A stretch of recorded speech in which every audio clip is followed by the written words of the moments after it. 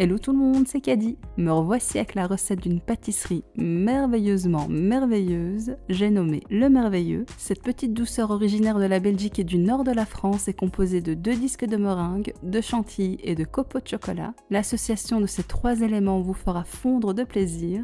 Et puis vous verrez, c'est très facile à faire.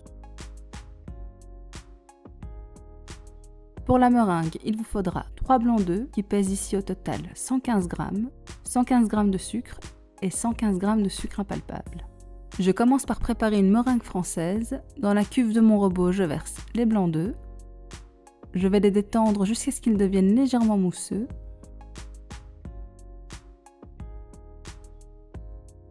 J'ajoute ensuite le sucre que je vais ajouter progressivement. Après le deuxième ajout, j'augmente la vitesse pour serrer les blancs.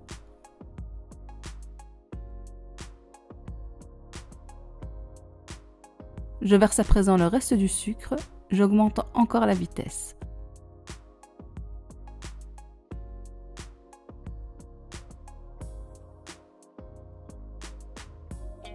Une fois que les blancs commencent à prendre forme, je mets le sucre impalpable en une fois.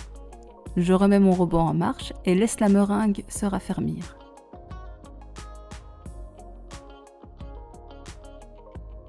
On voit que le sucre est bien dissous. La meringue est prête, elle est bien lisse, brillante et ferme. Je fais le test du bec d'oiseau pour m'assurer de sa consistance. En retirant le fouet, on voit bien le bec apparaître. Je mélange une dernière fois ma meringue avec ma spatule.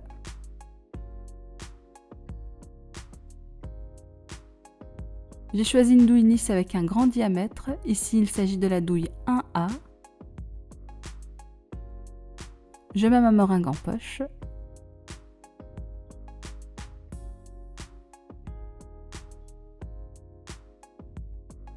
Sur une plaque de cuisson, je pose une feuille sur laquelle j'ai tracé des cercles de 5 cm de diamètre. Je l'ai fait à l'ordinateur, mais vous pouvez le faire à la main avec un emporte-pièce. Il faudra alors le faire au verso du papier cuisson. Je dépose par-dessus une feuille de papier cuisson. Je dresse à présent mes meringues.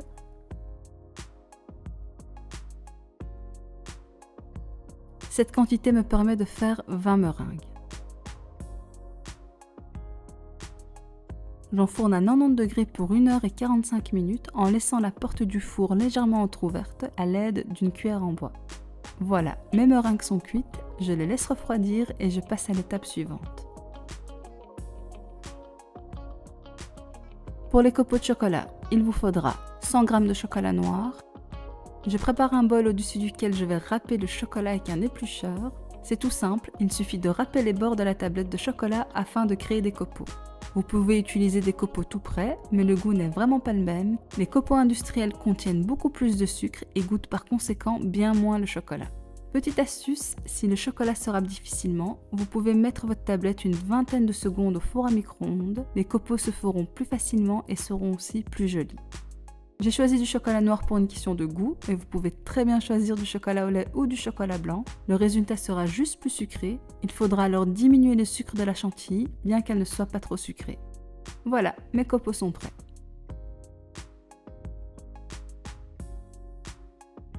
Pour la chantilly, il vous faudra 500 ml de crème, 50 g de mascarpone, 30 g de sucre impalpable et une gousse de vanille.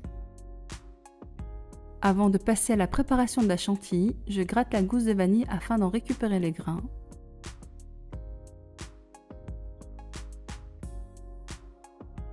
À présent, je verse le mascarpone dans la cuve de mon robot. J'ajoute la crème et je fouette le tout.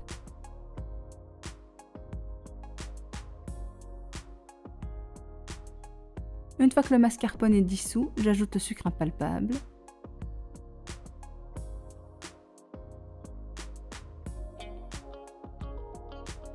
Alors, je me suis heureusement rendu compte que j'avais oublié de mettre la vanille. Je l'ajoute maintenant, mais habituellement je la mets dès le départ.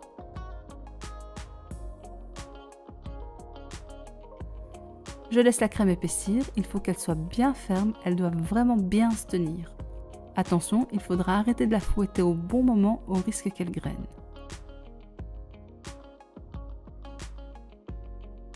La chantilly est prête.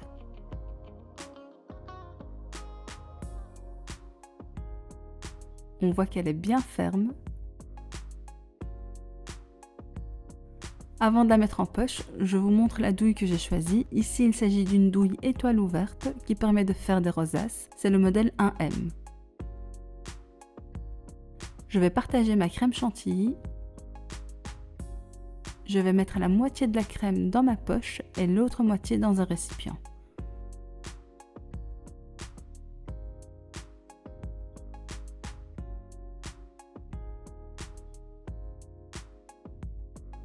Pour le montage, il vous faudra des billes croquantes au chocolat. Je passe à la meilleure et dernière étape, le montage. Dans une assiette, je pose une meringue à l'endroit. Je vais la garnir d'une rosace de chantilly. Ensuite, je pose par-dessus une meringue à l'envers. Je forme une sorte de sablier. Je récupère la chantilly que j'avais réservée. Je prends les 2 meringues entre mes doigts sans mettre de pression, sinon je vais briser les meringues. Et à l'aide de ma mini spatule, je vais garnir le centre. L'idée est de refermer l'espace entre les 2 extrémités des meringues pour former un cylindre. J'ajoute la crème nécessaire et je lisse. Disons que c'est de la maçonnerie.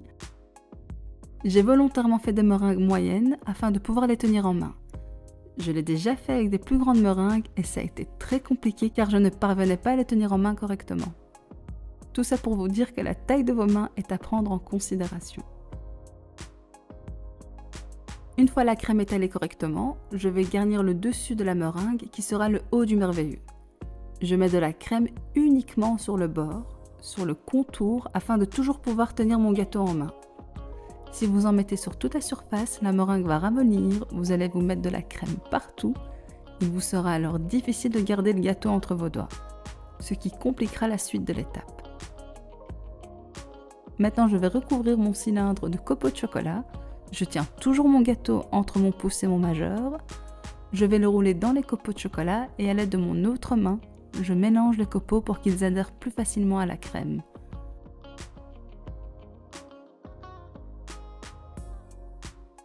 Pour le haut, je verse tout simplement des copeaux par-dessus.